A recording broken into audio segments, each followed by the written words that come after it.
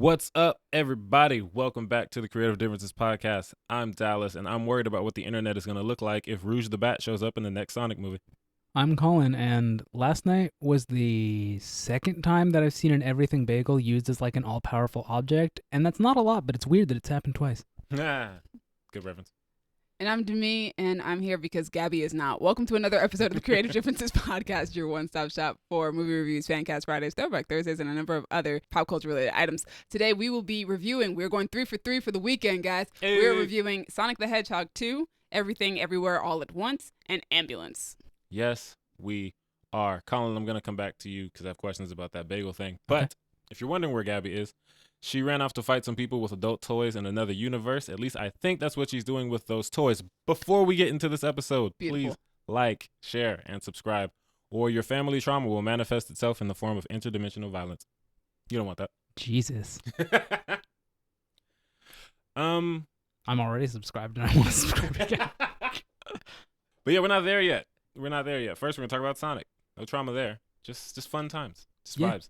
All right, Sonic the Hedgehog 2, directed by Jeff Fowler. He directed Sonic the Hedgehog. It was written by Pat Casey and Josh Miller and John Whittington. Pat and Josh wrote Sonic the Hedgehog 1 and apparently National Lampoon's Dorm Days, which I've heard of but never saw.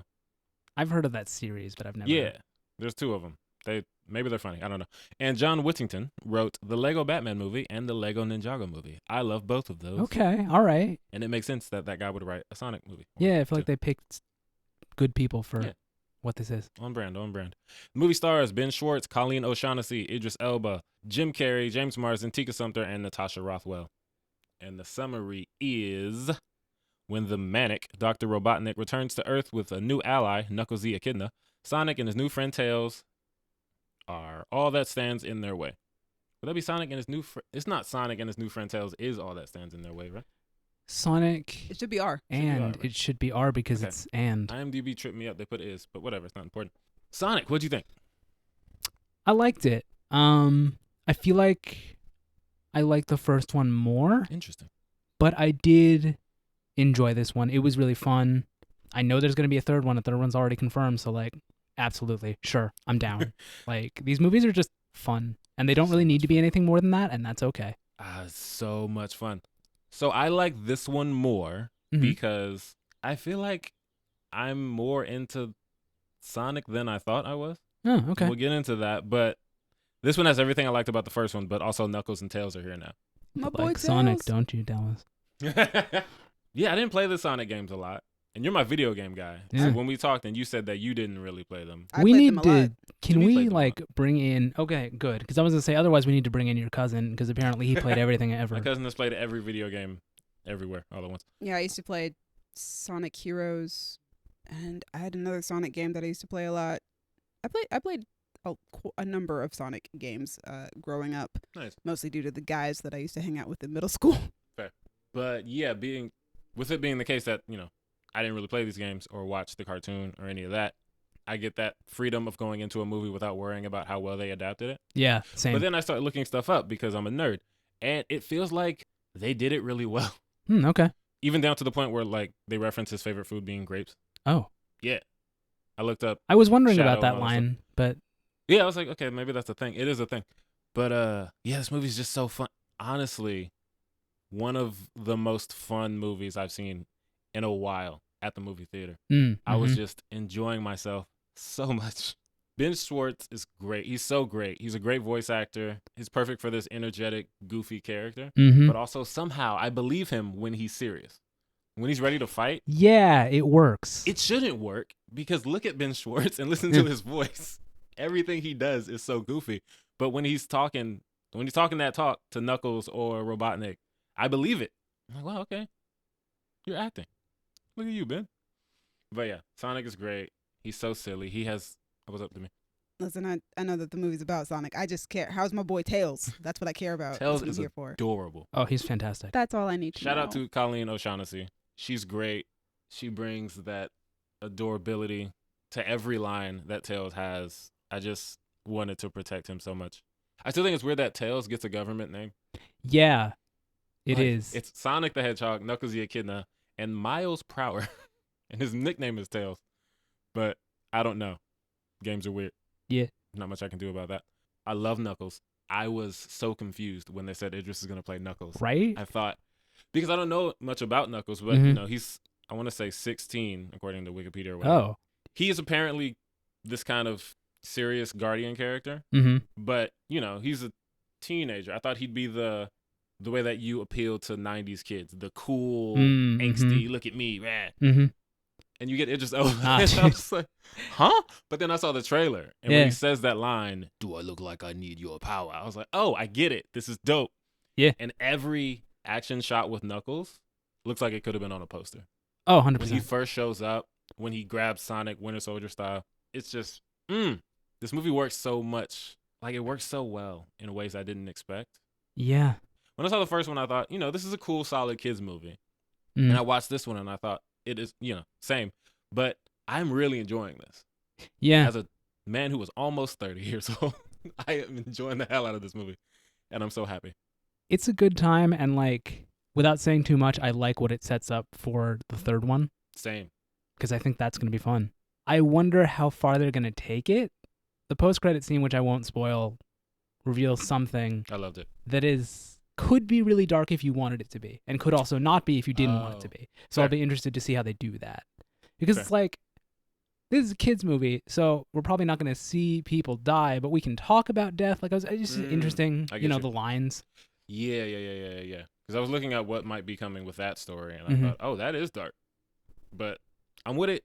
But yeah, the movie made me cheer. I was telling you this off mic, Colin. Yeah. Watching a kids movie with a theater full of kids and their parents who are apparently really into Sonic was so much fun, just feeding off the energy of that. Like, there's a moment where Sonic does something super cool, and I was telling you, there's a kid who, the theater's not quiet, but no one's really talking. You just hear one kid in the distance going, "What?" I was like, this is adorable. I loved it. Before we move on, I have to say the soundtrack is fire. We get It's Tricky, Here Comes a Hot Supper, This Is How We Do It, Uptown Funk. Paramount's music budget is a lot. Jim Carrey did his thing, as we expected. He's every bit as silly as he was before. Tika Sumpter and Natasha Rothwell. That little sister side quest that they get was so great. That subplot might have been my favorite part of the movie. It was so fun. It was so fun in a way I didn't expect. Yeah. Oh, man. I like this movie way more than I expected to, and I'm really glad I did. There's not a whole lot else to be said. It's just really fun. Yeah, it is. Yeah, if you like the first one or you like Sonic, I recommend it. Something about Sonic that I realized is that he's almost like a kid-friendly Deadpool to me. Really? Because he's an action hero who doesn't really seem to take anything seriously and will just randomly make pop culture references in situations that obviously don't call for it. Like, well, we're trying to find this thing and defeat this guy. And Tails is like, oh, according to legend, these two clans have been at war for centuries. And then Sonic is like Vin Diesel and The Rock. It's like, yo, what? But I love it. It's so much fun. But yeah, that's Sonic. Colin, did you have anything else to say about it? There is an alternate universe where the original Sonic design went forward. Ooh. I kind of want to visit that universe. No, you don't. No, you don't. Also, but speaking of alternate universes. That's such a good transition. All right, Everything Everywhere All at Once. It is written and directed by Daniels, made up of Dan Kwan and Daniel Scheinert. And they made Swiss Army Man, which makes a lot of sense because, man, they're weird. The movie stars Michelle Yeoh, Ke Huy Quan, Stephanie Hsu, James Hong, and Jamie Lee Curtis as Deirdre Beaudeirdre. You only just found out that was her character's name. Yeah, but once you find out, you have to say it. It's really good. What a name. Yeah, IMDb summary is an aging Chinese immigrant is swept up in an insane adventure where she alone can save the world by exploring other universes, connecting with the lives she could have led. Yeah. All right. Demi. Yeah. You didn't talk in the last thing much because you didn't see the last thing. So what do you think of this thing? This might be the best movie that I've seen all year so far. Ooh. Everything about it is so well done. You can see the influences in the film, but it's also so wholly unique in its own original thing. And I really appreciate that, especially since we currently live in a world where a lot of mainstream movies that we see are mostly IP based. It's really nice to see something that's really original and also really good at the same time out in theaters. and getting a lot of acclaim, both critically and from audiences. People really like this movie. It's really good. Colin, thoughts? This one I've been thinking about like since we saw it, because it's like, It feels like a movie that you would think about for a long time after you see well, it. yeah, and it's like, how I felt about it varied depending on what was going on. Same. Ultimately, I think I come around to I really like it, Mm. especially the like central message, central theming, whatever you want to call that. Mm. It gave me, because I came for the going to different universes and different like fighting styles because that was in the trailer, and then it had this whole message about like family trauma and stuff that was really cool. And And breaking cycles. yeah, and it also, I appreciated that for what could have been a terribly confusing movie, it really kind of wasn't. Like, Interesting. I felt like they explained what was happening pretty well whenever it was going on, so I never felt like I have no idea what's happening. Their Then- exposition was very well done in this film. It was, and I'm really impressed about that because I think I could have been totally lost easily with something like this. Very easy to get lost. Dallas, Yes. what did you think? I am kind of where you are a little bit in that, not that I'm still thinking about the movie much, but I was thinking, do I like this? Very often watching the movie. Mhm. And there are parts that I love, and then there are parts that test my patience. And I feel like I came out not liking the movie as much as I anticipated. Okay. But I wouldn't say I disliked the movie. Okay. I don't know that I'm confident enough to say that I like the movie either, though. It's just, Mm. there's so much going on. And when you have that much going on, there's some stuff that's really going to hit, and there's some stuff that really isn't. Yeah. Like you said about the exposition, one thing I like about this movie is that it leans into how ridiculous it is, Mm-hmm. and it tells you, and it doesn't stop to wait for you. Yeah. They say, hey, this is how that works. Wait, what? I said this is how it works. Keep going. Because when you do science fiction and you do stuff that people try to make grounded, Mm-hmm. then they try to tell it in a way that makes it work for our own, suspension of disbelief. Mhm. Like, hey, I'm going to tell you this thing that doesn't really make sense, but if I say it in a certain way, maybe you'll think it kind of makes sense. This movie's like, nah, give yourself a paper cut and press this button on your Bluetooth and go. Yo, Yeah. the paper cut scene. Oh, that was awful. I had like a visceral reaction. I like made a noise or something in the Yeah. theater, and the guy who was sitting next to me looked at me and laughed because Okay, but I I heard just- multiple people making noises when that scene was happening. I do want to say, and we've talked a lot about audience reactions in movies, but mostly we talk about them during superhero movies because that's where you're obviously going to get the most audience reaction. Yeah. Mm-hmm. The reactions that I got from this film, I loved it so much because it reminded me so much of how much I like the communal theater experience Mm-hmm. of seeing something with people, especially something so weird as this Yeah. and so original and unique that like there were moments where like all of us were reacting in the same way. Like Yeah. the trophy scene when everybody jeez. realizes what's going to happen. I think my entire theater went, oh! Like, Same.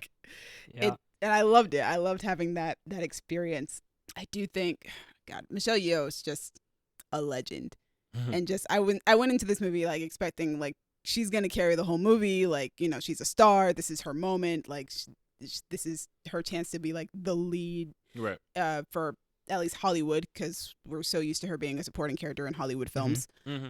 But then like the rest of the cast though is just so good. Honestly, whenever I see a movie and I really like it and I add it to our, end of year list, I often struggle with like, which actor do I put? Because I don't want to put too many ensembles because that just feels too easy. Yeah, it feels like Same. you're cheating. This one, the fight between, in my head, between Michelle Yeoh and Stephanie Hsu is so hard. Stephanie Hsu just like oh my God, she's good. she's really good. Like I was so blown away by how good she was. But also the same thing with I'm going to call him Jonathan because he also goes by Jonathan. It's Fair. so much easier for me. Yeah.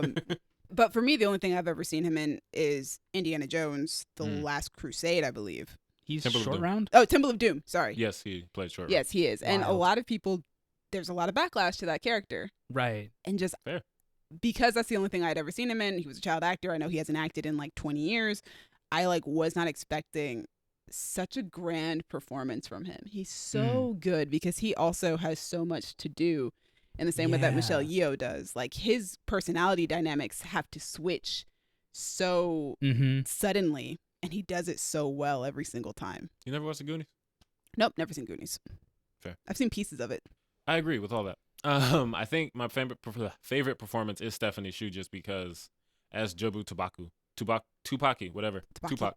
She's just so all over the place, like most of the movie is, and You can tell she's having fun. she's having fun. Yeah. It's funny. To quote one of my favorite YouTubers, Cinema Wins. Whenever an actor is just going all out, he'll say such and such doesn't even care, and that's what it feels like. Stephanie Shu walks on the scene. She don't care. She's just gonna do whatever she feels is right, with her ridiculous, colorful outfits and turning people into confetti or whatever it is she does.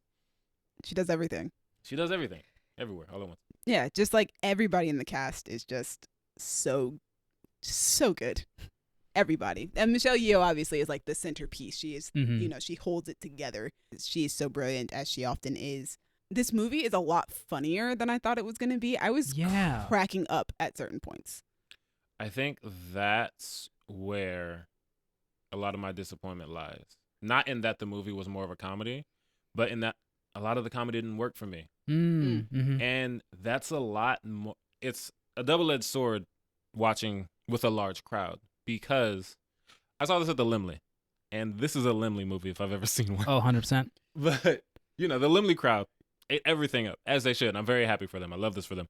But when the movie throws a joke out there, yeah, and I'm not really amused by it, but I'm surrounded by people who are laughing their ass off, it kind of makes it feel not less funny, but it points out how much I'm not really vibing with the comedy, because I'm just sitting there straight faced, and the people are like, "Oh my god, a butt plug," see that or whatever. Yeah, that was me the entire trophy scene of just like, I don't find this funny. I get that other people do, but like, all right. Yeah, no, and there were certain parts that I thought were hilarious, but a lot of the parts that everyone else thought was hilarious, I was just, all right.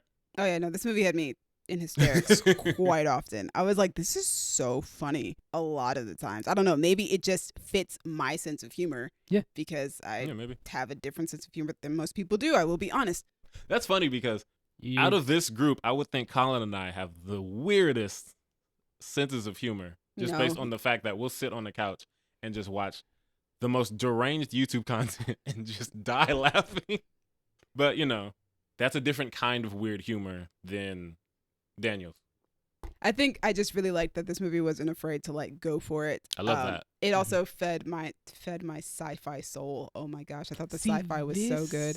Was such a good use of sci-fi, because the science was at the center of it in a sense, but they just played with it in such fun ways. Yeah. It didn't matter that I didn't quite get it, or they didn't really explain it all the way. It's just like, no, it's fun. Just go with it. Yeah. They're like, we told you. If you don't believe us, you don't believe us. But we told you how it works. So that's all we need. I loved the story. I think one of the things that I really enjoyed was that, like, yes, it's very funny. Yes, it's also very sci-fi, but it's also very personal and very emotional. Like you mentioned earlier, this story of generational trauma and breaking cycles, and just that never felt lost in any of the chaos. And there was a certain point in this movie that I can't really talk about specifically, where I was like, this is one of the coolest ways to solve a conflict I have ever seen. It was so good. Oh my gosh, yeah. Yeah, so much about this movie, I was just like, the way that these pieces come together, I just was like, this is so well done, and also something that you wouldn't see in mainstream movies typically. And I really liked that. I liked that it felt like they were making choices that most people won't make.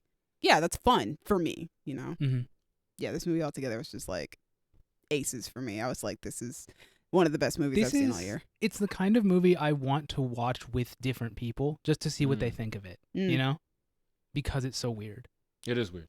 I don't want to watch it again, not because of the things that didn't hit for me, but just because it feels really long. It does.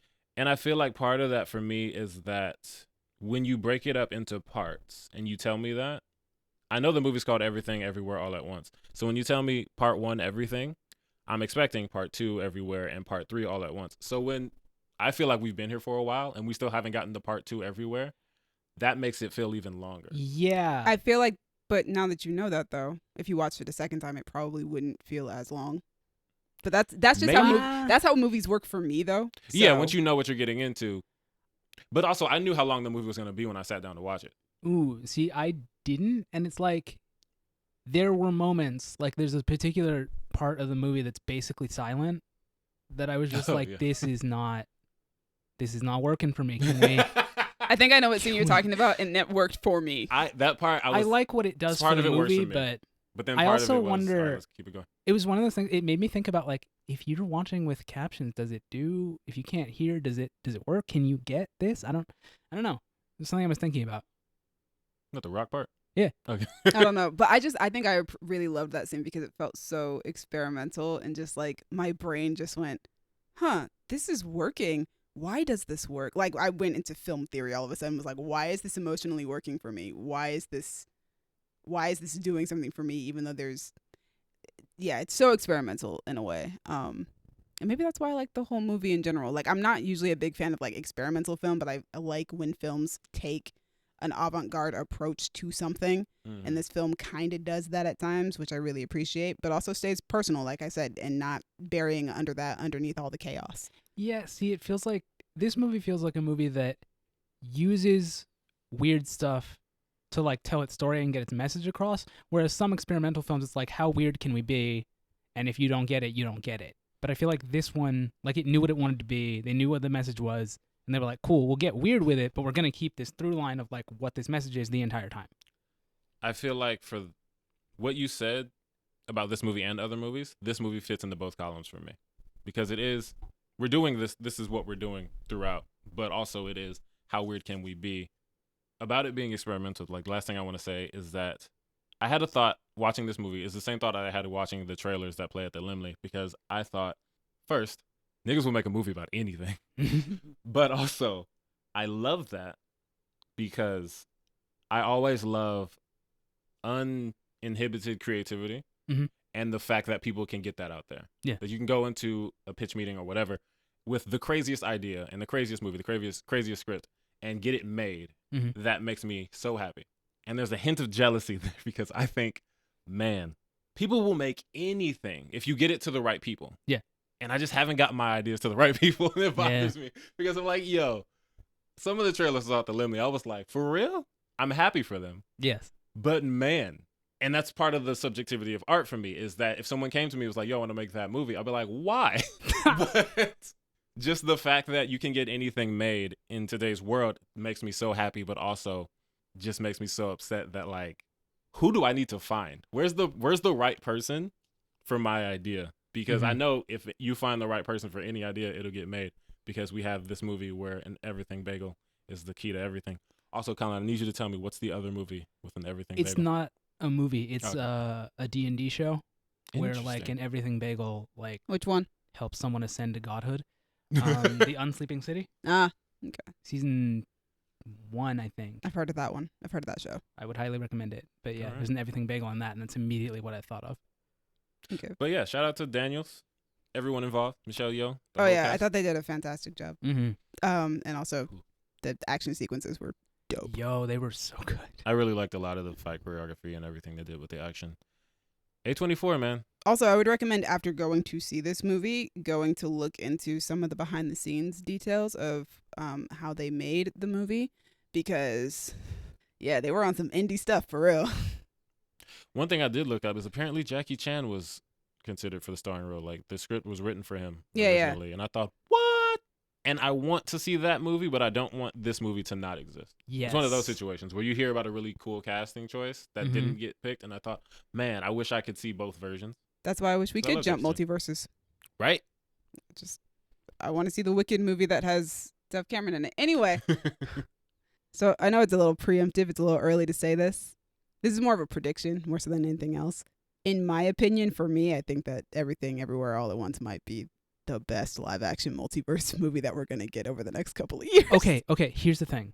I saw the trailer for this, and I saw the trailer for Doctor Strange and the Multiverse of Madness, and I was like, no, one of these is just better. Like, I'm sure Doctor Strange will be fun, but I was disappointed by the first one, so my hopes for this one aren't super high. And this version of a multiverse, hell yeah. And then we've also got The Flash next year.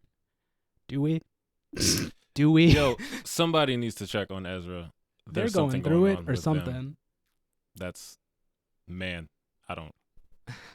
Maybe that movie shouldn't come up. Also, yeah, just to have both sides covered, I disagree with all of that. I'm super hyped for Doctor Strange. Oh, I am too. And but, it's not you know. like Colin said, whether or not I was disappointed by the first one, which I actually have come to like it more as I've seen it more. But this one doesn't look anything like that one to me. And oh, no, it doesn't. I think Sam Raimi's going to knock it out of the park. Sorry about the Flash, DC fans. Yikes. Yeah, I think the only other multiverse movie that I'm willing to put above everything everywhere all at once is Spider-Man Into the Spider-Verse. So Oh wait, that comes out this year. But oh wait, no, not live action. You said live action. I said live action. Yeah, live action though. She did, yeah. Live action. Fair. And that's also why I prefaced it with, in my opinion, I think this is. It is wild that multiverse is becoming a genre. Right? We need to make a letterboxed category that's just multiverse movies. Movie. I'm sure there are a bunch of them now. We've talked about that movie for a long time. It's a very good. It's a great movie in my opinion. But before I went to go see Everything Everywhere All at Once, I went to go see Ambulance. Yes. Which is directed by Michael Bay. Y'all know who Michael Bay is. Oh yeah. Y'all know. It's written by Chris Fedak, who I most well know from creating and writing Chuck and Prodigal Son, two of my favorite shows. And it stars Jake Gyllenhaal, Yahya Abdul-Mateen II, and Asa Gonzalez. Yeah, so the synopsis, IMDb synopsis is 2 robbers steal an ambulance after their heist goes awry. Yep, that's what happens. That's it. Lots of stuff happens. Cars crash. Things explode. It's fantastic. Dallas was saying Sonic was the most fun that he had at the theater this year. Ambulance might be the most fun I've had in the theater all year. That's good. I went to go see it in IMAX and just, it was so nice to go to a Michael Bay movie and just be like, I'm going to sit here and there's going to be like 2 hours and 16 minutes of explosions and car crashes and people probably getting shot and dope set pieces, and it's going to be fun. And it was. I had so much fun. But also it's a very tense movie, which, as it should be, because Asa Gonzalez's character is being held hostage by 2 bank robbers in an ambulance while she's trying to save a cop's life. Because, that's her job. She's an EMT. Right. It's what you expect out of a Michael Bay movie. I don't even know what more to say about that. I unironically want to thank whoever allowed Michael Bay to use drones in this movie because, oh my gosh, some of these shots are insane for no reason at all except to be insane. Nice. And I was like, this is very thrilling for me. This is some of the most interesting camera work I've seen in a minute. Just having you randomly move a drone in this direction and suddenly we're moving in a different way. I think I saw somebody describe it as like the movie Speed on Coke. And nice.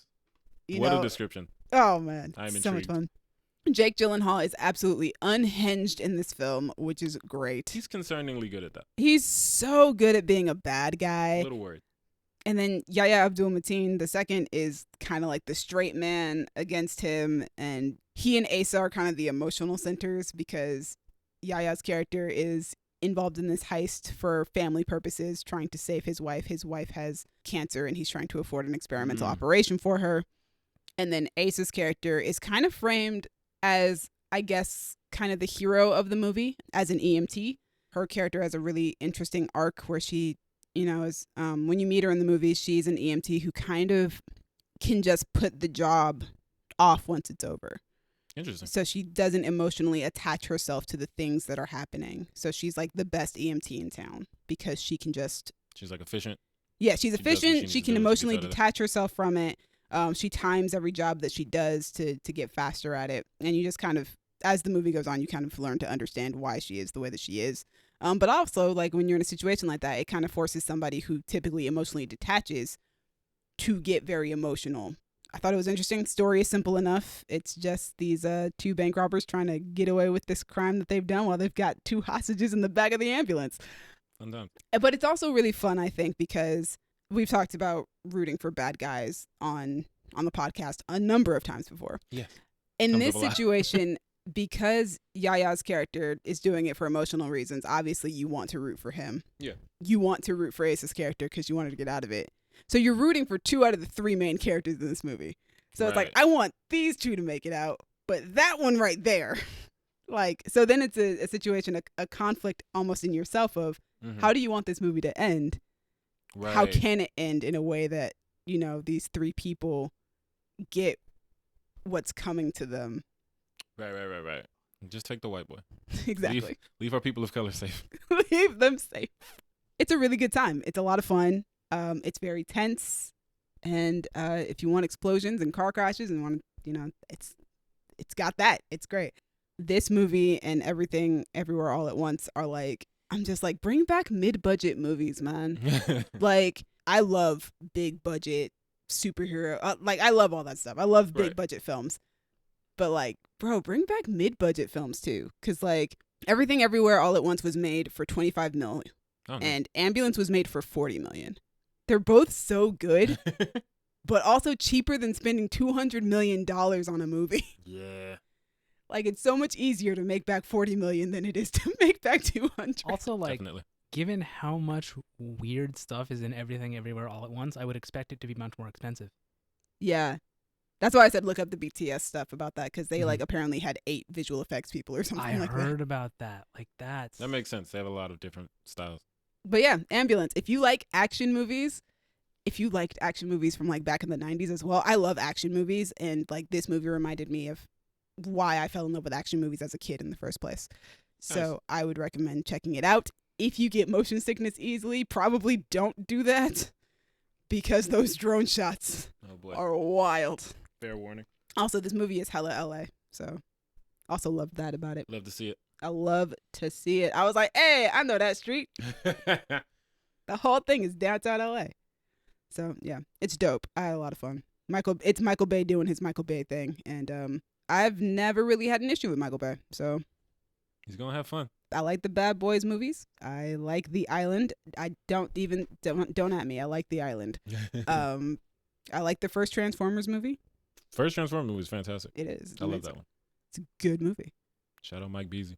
Yeah, but also the cast in Ambulance is obviously very good, and I think that they really lift up the story.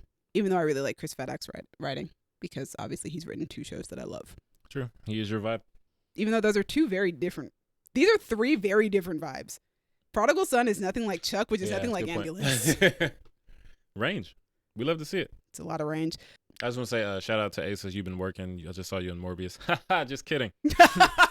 I know that's not you. Oh, now no. I know that's not you. Anyway. She's great in this movie, though. She's great all around. What you been watching? What I've been watching. All right, so you 2 know that I've been very excited to find Black YouTubers. Yeah. Ever since I stumbled upon Toonerific Tariq, and he became probably my favorite person on YouTube. And I was telling you guys off mic about this guy I've been enjoying, FD Signifier, a.k.a. Feek the Signifier. And I'm going to talk about him.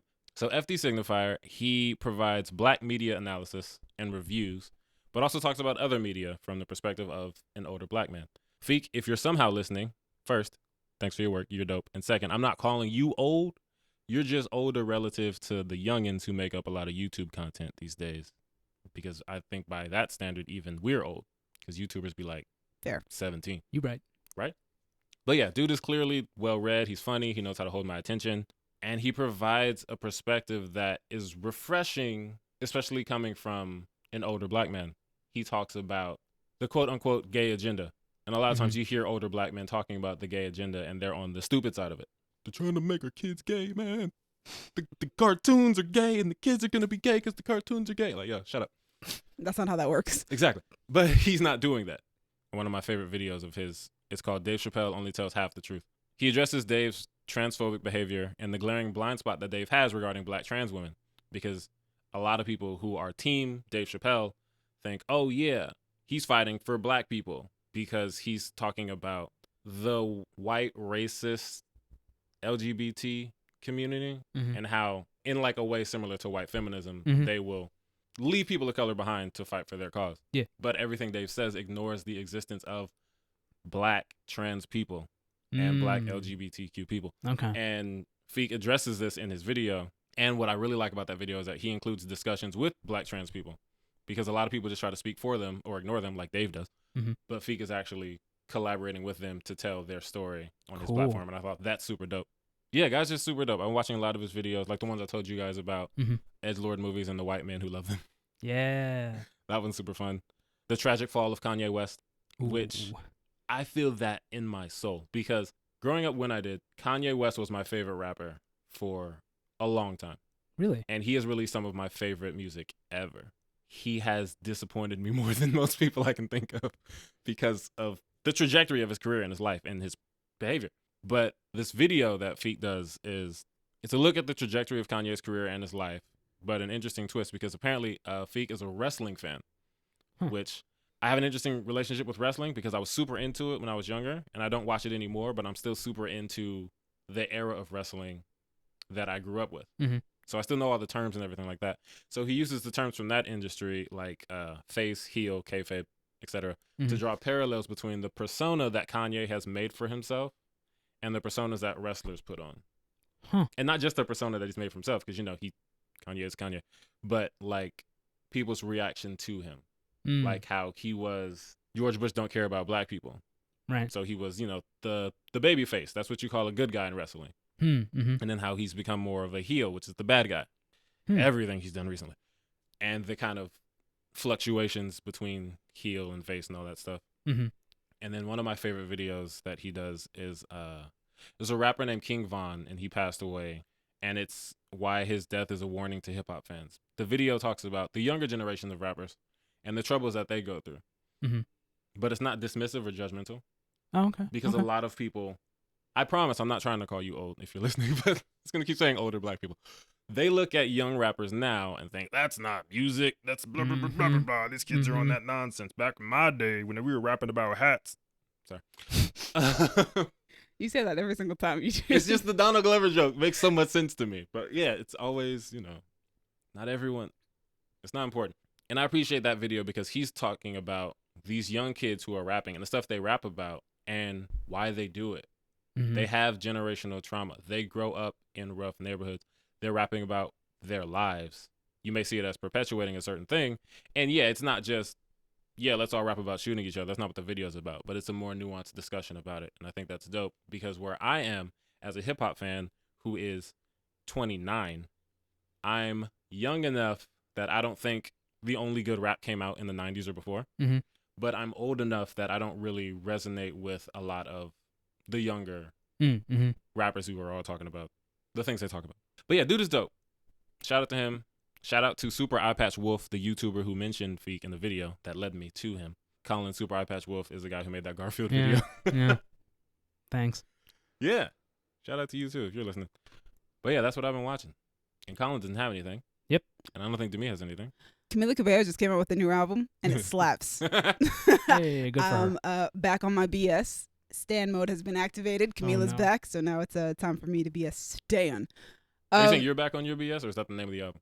No, it's not called. Okay. Back. No, her album is called Familia. Oh, okay, I'm back on my BS. Got it. I wasn't sure. Yeah, I love this album. It's a really good album. A lot of songs talk about anxiety and dealing with anxiety.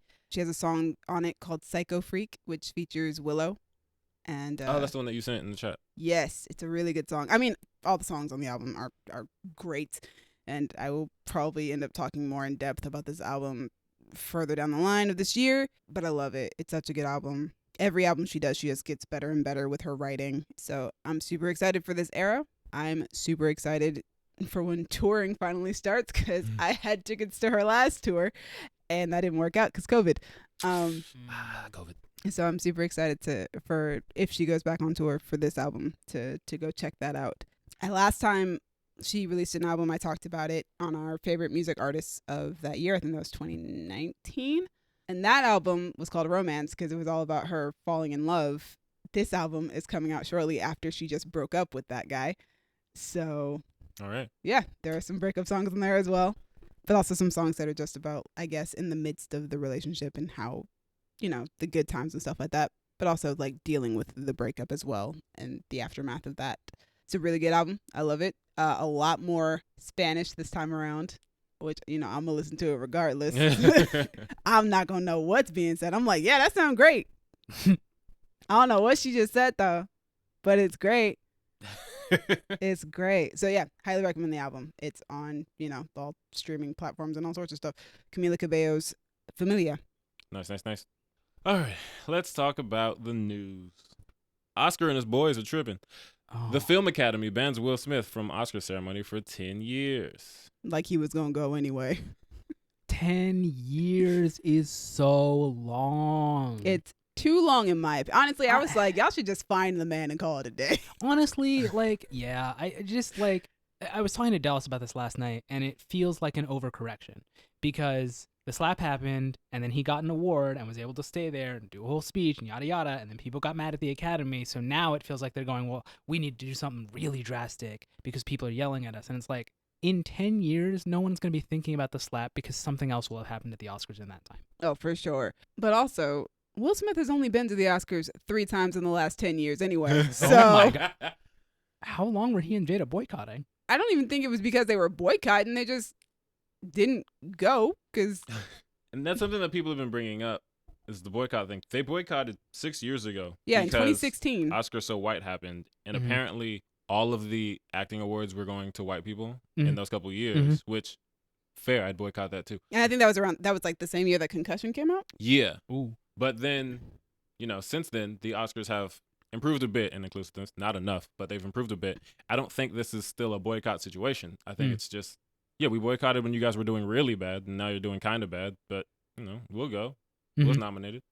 Yeah, I think he's only gone when he's been nominated. That makes sense.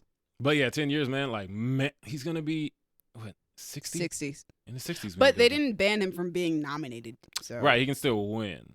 Right, but he Which- can't be there to get his award, and it's not like I hope he gets nominated again because he's great at what he does. But I agree. He's my favorite. Who knows? They might backtrack it by the time that happens. I don't believe for a second that 10 years from now he's still going to be banned. I feel like they're going to look back at it and think, you're fine. This is also like the first time I think they've actually done any sort of correction thing since they've created guidelines for the Academy because they only made guidelines shortly after the Me Too movement happened. They've never had guidelines before that. Which is wild. But, That's why, People the weren't slapping people each other and that such. we keep bringing up, like Weinstein and Woody Allen and Polanski, that's why or Adrian Brody have ever been like punished punished or gotten consequences or whatever for the things that they've done. Or John Wayne. well, technically, Harvey Weinstein and Roman Polanski have been expelled. That's true. They've been expelled. But here's the thing. Roman Polanski got expelled 4 years ago. And that's after he won an Oscar 4 years ago. 30 years after leaving the country. Yes. This man won Best Director in 2002. He hasn't been in the country Since the 70s because he raped a little girl and was going to go to prison where he should be. So he left. And he ain't touched U.S. ground since. And they're still giving him awards. They give him a standing ovation because he won Best Director. Knowing why he wasn't there, it's one thing if it's, Roman couldn't make it. Yeah, let's clap it up. Roman, no one has seen you in 30-something years. Because you ran away. Why is he gone? Why are we giving him this trophy? It's so stupid. It's so dumb. And Colin made a good point yesterday. We talked about it off mic. Is that the Oscars is mad that Will did this on their stage. Oh, absolutely. During their broadcast. That's what this really feels like. If he would have slapped Chris, sorry, go ahead. Yeah. Do that. Well, right. If he had slapped Chris back in an alley somewhere after the show, Mhm. Or it still just would have backstage. been right. Right. It still would have been news. Yeah. But this is like, how dare you disrespect the sanctity of the Oscars? And like, Exactly. okay, all right. Like, but I also feel like if he doesn't come for, what do you think he's gonna do next year? You think this is what he does now? He's just gonna keep slapping people? Like, he slapped Chris Rock for a reason. He apologized. Is this really necessary? He's not gonna just come up on stage every year and be like, "Oh, you, bah." Who's getting Like, slapped? Somebody said in 10 years when he comes back, he should just slap somebody immediately. Yo. Honestly, it's also like, it's weird because he's banned, but obviously no one else is. So is Jada still gonna go? No, Jada probably wouldn't go. I imagine she wouldn't. But I don't know. I'm not Jada. For the record, I wouldn't. I just want to say also that we're not condoning the fact that Will Smith slapped Chris Rock, but that's just what's happened. So we're just going to discuss it. Yeah, for me, if the Oscars hadn't previously handled violent individuals like Polanski and Weinstein so poorly, I wouldn't really have a lot to say about this. Mm-hmm. It's, you know what? 10 years feels like a lot, but y'all handle that how y'all want to handle that. Yeah. It's the fact that you guys don't handle this stuff when it happens. Mm-hmm. You award people who commit heinous crimes, legitimate crimes. And I know assault is a crime. Yeah. And a lot of people, I hate the people who are arguing this. They're like, yeah, but that didn't happen on the Academy stage. Okay, first off, it's still a crime. One? But the John Wayne one happened maybe not on televised, but John Wayne tried to attack a woman at the Oscars. And then Adrian Brody insane. straight up kissed Halle Berry without her permission Oh, yeah. on live on television. That's sexual assault, guys. Yeah. Like, people have done worse things on the Oscar stage, and nobody has ever done anything about it. Yeah, they're just looking at all the eyes on them. And that's because- not to say you shouldn't ever punish people because you haven't in the past. Obviously, you have to. No, that's bad. It's bad that they haven't punished people before. Yeah. And yeah, they should start now. It just feels weird that now is when they decided to start. And that's my thing is the John Wayne thing. On one hand, you could say that was so long ago that the people who were in charge of punishing him would not be the same people in charge of punishing Will. 5 years ago, Roman Polanski was not expelled from the Oscars. That's a lot of the same people making this decision. Come on, guys. But, go forward, do better. Oscar, stop wilding. What's next on the news list? Oh, boy. All right. No. Something better. Peter Ramsey is directing at least one episode of Ahsoka. Yo, that's what's up. That works for me. Yes, I don't watch Ahsoka, but I love Peter Ramsey, and I want him to thrive. You also like Rosario Dawson, so She is dope. it's her show. I'm super excited. I love Ahsoka. Peter Ramsey's great. We've talked about his work several times on this podcast before. We have given him kudos several times before on this show. Yes, yes. So yeah, him directing Ahsoka, absolutely. I definitely want to see what he does. I'm super excited about the show Ahsoka just in general. So to pull in a director who I respect and I think is very talented, yeah, of course, that's going to excite me. I'm down. I'm ready. That's all I got to say on that because we don't know anything further except that he's directing at least one episode. Yep. Yeah, happy for him. Moving on, Maya Erskine Yep. replaces Phoebe Waller-Bridge in Donald Glover's Mr. and Mrs. Smith series. I don't know anything about this woman. I know that she created that show, Pen 15. I think that's how you say that. Unless think it's so. just a stylized version of Penis. I assume it's Pen 15. Okay, I'm sure cool. it's both. Either way. Who can say? So yeah, I Somebody know who what she's watches the done, show. but I'm not familiar with her in her work. Any news involving a Donald Glover show, I'm with it. Although Especially since Atlanta is still coming out, but they're done making it. I really want to see what they're going to do with Mr. and Mrs. Smith. I am so curious about that. Although the interview where that information came from is apparently a wild interview. So Why? Whatever. I'm not getting into that. Why interview yourself at all?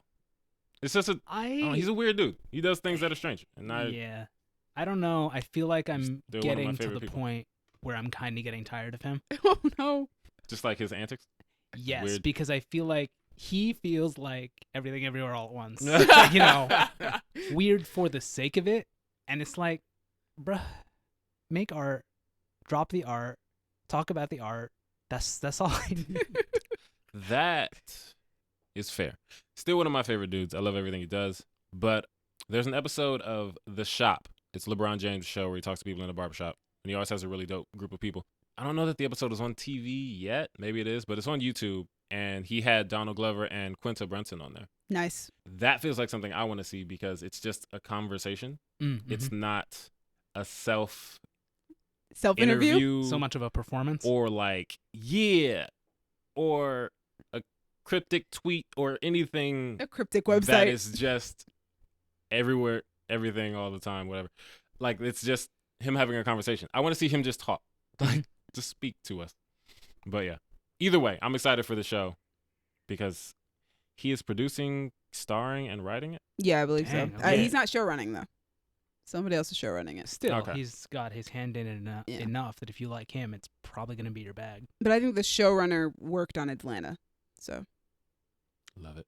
Love it, love it, love it. Oh, Atlanta writer Francesca Sloan, who will There you go. showrun and executive produce alongside Glover and a bunch of other people. Oh, maybe he's show running then. Yeah.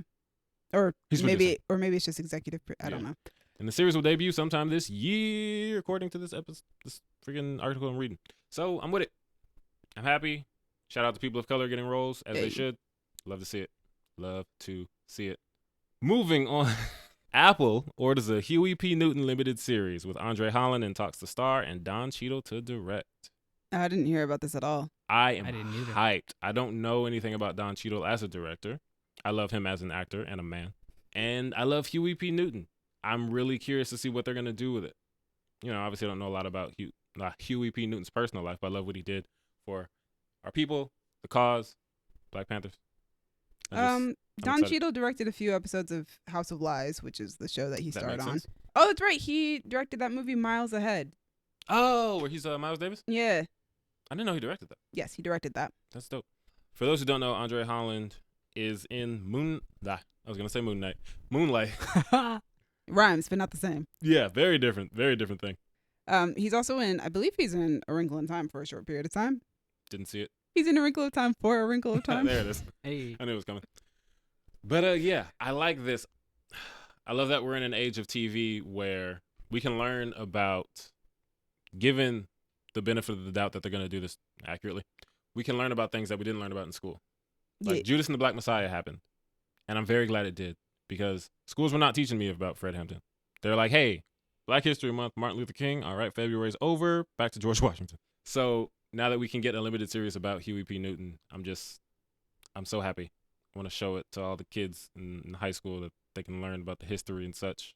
But, also read, because TV's probably not the best, depending on how you do it. It's a good entry point, I would say. Yes. I always think that TV and movies are a good entry point, Mm-hmm. but also Read some stuff. television, definitely read some stuff, because television and movies, people have agendas behind what they're doing. There is a Yeah. specific message that they are trying to promote.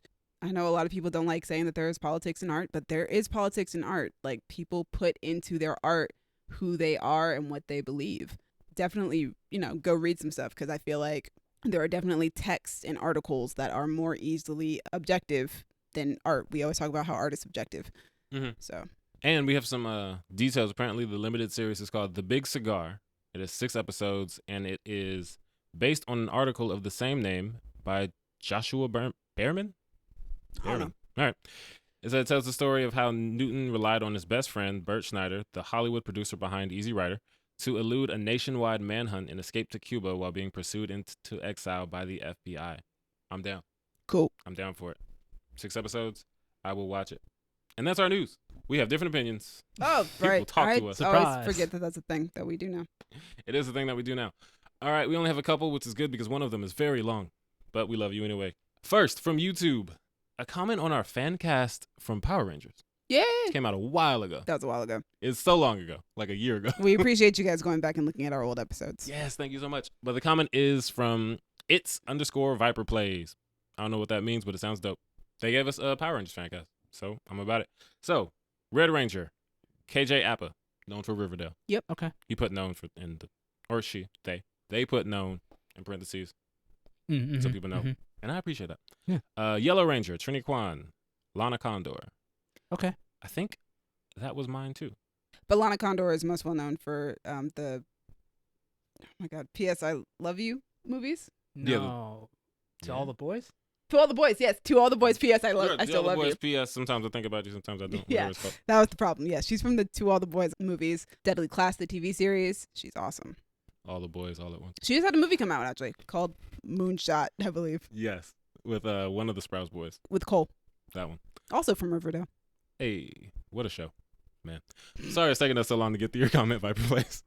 Blue Ranger, Gianni DeCenzo, known for Cobra Kai. I don't watch Cobra Kai. I haven't gotten into that show yet. It's a cool sounding name. Pink Ranger, Haley Steinfeld, known for Hawkeye. She is dope. I'm gonna be honest. When we first did a Power Rangers Fancast. like when we first put it on the list years ago, Yep. that was my Pink Ranger. And then I tried to find teenagers because I have hangups about that kind of stuff. Yeah. But yeah, Black Ranger, Tyrell Jackson Williams, known for Lab Rats. To me, I feel like you've used him in a fan cast. I did, and I don't remember which Okay, Fancast got it. I it was like, I know you used him in something. Was it the Danny Phantom one? Maybe. I don't remember, but I do remember I did Fancast him for something. Yes, and Tommy Oliver, Green White Ranger. Tanner Buchanan, known for Cobra Kai. I've seen his name a lot. I think there's a lot of overlap between Cobra Kai and like Power Rangers fan cast because I feel like Yeah. in that video a lot of people are commenting Cobra Kai actors. Yeah. Which makes sense. But yeah, shout out to Viper Plays. Maybe we need to watch Cobra Kai. My list is too long already. But yeah, dope cast. I rock with it for the most part. I don't know some of those people, but everyone I do know, I think is dope. Instagram, we have a comment on our Godfather post. This one is kind of old, but I don't think I brought it up on the podcast. And it's more relevant given the movie we discussed. It's from Justin. Shout out to Justin Velez. Oh, wow. Okay. Yeah. It was the clip we posted about the Godfather score and how it made us think of the ArcLight bathroom. Yeah. Shout out to Justin from ArcLight. We love you. He said, not the ArcLight bathroom. Talk about liminal spaces. Oh, it He is. said, I feel like if you really tried hard enough, you could tap into the multiverse through the ArcLight bathrooms when they're empty. Yeah. That's the movie that we need to You- make. Justin, I love you. Exit those bathrooms a different person than when you went in. Especially depending on what you see when you go in there. Oh! As somebody who was cursed with cleaning those bathrooms, especially towards the end of my tenure at ArcLight, I have stories, okay? I have Oh, man. stories. Yeah. Every time something went wrong in the women's bathroom, I happened to be on shift, and I happened to be the one who had to deal with it. Oh, honey. Those bathrooms are haunted. Anyway, thank you for the comment, Justin. We love you. I'm glad that ArcLight brought us all together in that liminal space. All right. Now, we're all done. We are. That's all we've got for you guys today. Yes, it is. Thank you, audience, for listening to all of that. I remembered What's where up? I fan cast him at. What was it? It was Young Justice item for Iron Lad. Oh, okay. That makes sense. Young Justice, the Young Avengers. Oh, man. Oh. I didn't even catch that. Young I'm glad you brought Avengers. that. Sorry, Yes. I've been talking about Young Justice a lot recently. I still haven't started the news. I haven't either. Oh, wow. Okay. I'm glad I didn't bring Y'all it up. should just watch it together. She don't have time for that. I don't have time for that. I got a job. As of She right got a now, we job. currently don't have time for Yeah. that. Thank you, Crown Digital, Brandon, and Io for putting us on Spotify and Apple Podcasts. Demi, thank you for editing, putting us on YouTube, telling us about Ambulance. Colin, thank you for talking about Sonic with me. Yeah. So much fun. Audience, what do you think of Sonic? Everything, everywhere, etc.